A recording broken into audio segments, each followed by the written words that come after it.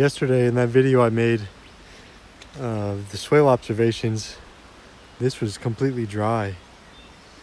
And look at it 24 hours later, how much water these capture. There's those logs that were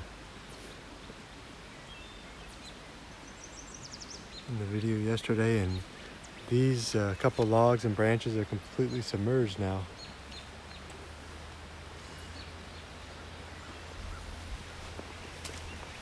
This is how much water these can capture. And that's just one good long rain. Here's the next one down. This just had a little puddle of water here yesterday, and now it's even overflowing, backed up here.